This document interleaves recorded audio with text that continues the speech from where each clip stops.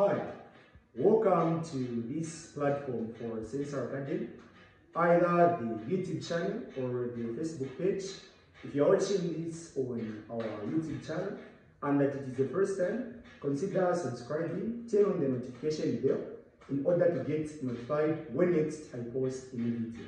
If you're watching this on our Facebook page, kindly leave a comment, share the video, and tag others that may find this video very much beneficial for either an exam without preparation or exam without revision. In today's brief tutorial, we are going to consider 4 rewrites under the focus of 2024 GCE External Exam, and we are going to simply focus on a section called transformation. When we talk about transformation in an exam, we are simply going to be talking about sentence A as well as sentence B, implying sentence A is going to be a complete sentence under which the understanding should be termed or taken to be a complete sentence that's going to contain each and every idea, whereas the sentence that is termed to be B is the sentence that's going to be given and should be completed after understanding what sentence A was everything about. Let's begin. So it says, rewrite the sentences correctly. Number 1, he borrowed a plate from Frida. Then begin Frida. In this instance, and for such rewrites, we are trying to describe two people being two subjects. In this instance, we have a male person described by a pronoun being he, and then we've got that is another person who is being mentioned as Frida, thereby being given as a noun. If we can follow closely and begin to properly understand and analyze the tense and the way the sentence has been phrased, we can see that he, being the male person we are talking about, borrowed a plate. Meaning, in this instance, Frida is the giver, and this person is trying to ask something from Frida. So when we start vice versa, by starting with Frida, we are going to describe the role of Frida in this sentence. So, which is going to be blended in, since it is coming from Frida. So we're not going to say Frida, then we're going to say lends the plates to him. It's either we say Frida lends to him a plate, or Frida lends a plate. But then to who? Then we're going to use him, implying or in reference to the pronoun that in existence was he.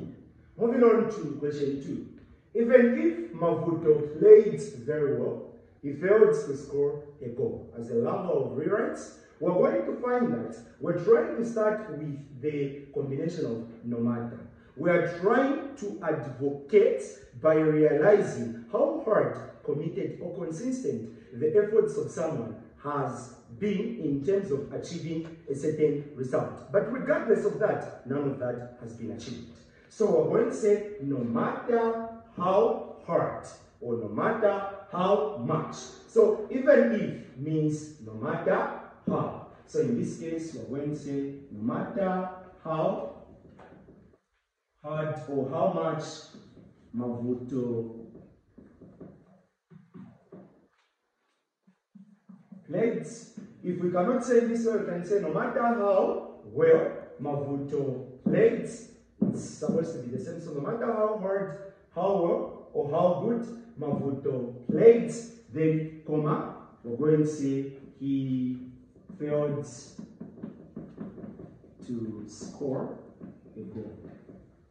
No matter how well Mavuto played, no matter how hard Mavuto played, he still failed to score a goal. For number 3, she said that she would meet the concerned parties that day. We're talking about rewrites that are going to relate to speech. In this instance, we're going to find that in the first place, we have rewrite, or we have a rewrite in terms of a sentence that's talking about direct, or that is reported speech. Then on this one, we're going to talk about a direct speech, where we're going to get some of the words in order to become the exact words that this person used in order to affirm or attest or use that is a word or statement. So I'm going to say she said. So she said that. That is quoting what was being said.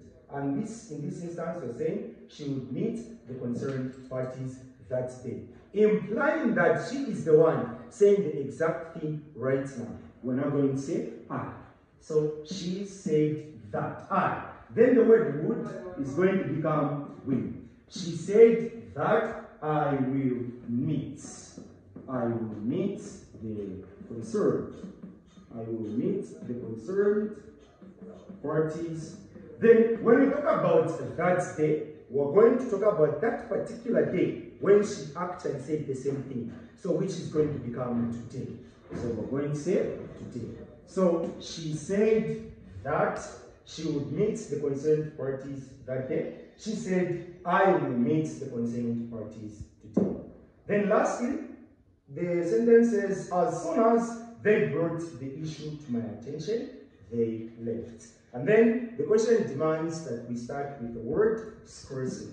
When we start with scarcely, we're trying to talk about how immediate or fast a certain occurrence, an action, or something has happened. And in this instance, scarcely, we talk about how soon, how fast, how quick a certain thing had elapsed. So we're going to get rid of the words as soon as, then we replace scarcely. So this becomes scarcely had. Scarcely is always going to be followed or accompanied by the words had. So scarcely had they brought the issue to my attention. Then they left. Scarcely had they brought the issue to my attention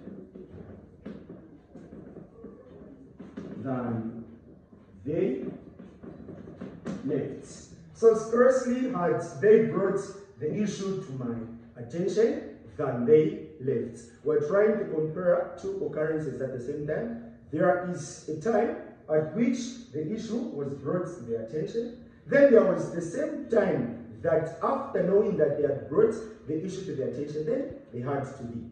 So knowing that we're trying to draw comparisons, this implies that when it says scarcely had they brought the issue to my attention than they left. These are to mention, but a few of the 10 rewrites that were brought in the 2024 GCE exam, hoping that you find this video very much beneficial in terms of self-individual development. This has been your tutor, Mr. Sensor from Sensor Academy's Competitions. Till in the next video, for now, it's a very good bye.